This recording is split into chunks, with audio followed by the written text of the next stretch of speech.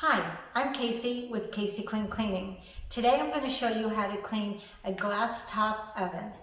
And I got this information a long time ago from Lowe's. Somebody at Lowe's showed me that it's okay to use this particular tool. So this is what I'm going to show you.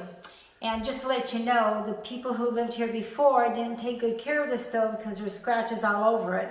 And we don't want to do that. So this is how to prevent your stove from looking really bad. So first of all, I'm going to take a scraper, take the top of it. It's a razor blade. And what I'm going to do is wet this rag a little bit. So you want the surface to be wet so you don't do the scratches.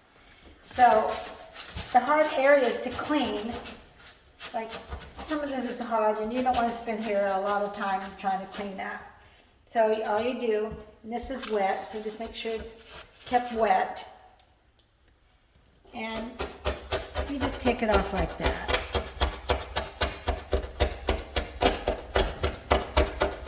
You need to wet it more because it's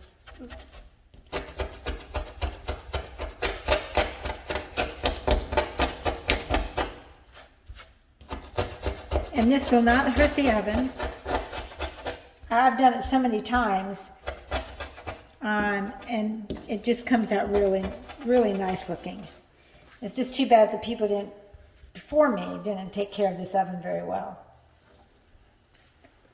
And then what you want to do, you want to use this on top of it after you clean it. Now you only use this razor blade if you had hard spots to get off, and you can't get it off just using a paper towel. So that's only when you use it. And then what I do is I shake it up, and I put this on here, and then I wet it.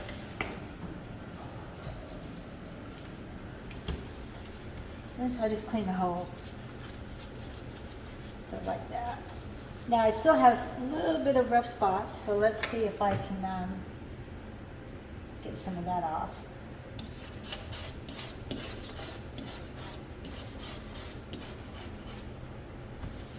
So that's a trick on getting your rough spots off the glass top.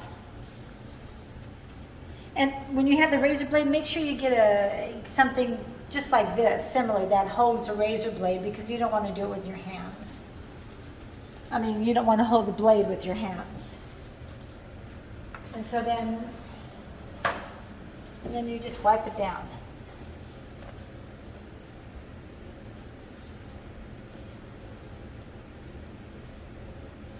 And that's pretty much all there is to it. It might be a little streaky, so you just need to keep going over it. Or maybe wet it a little bit more and then dry it off. But pretty much that's what you do. Thank you for watching.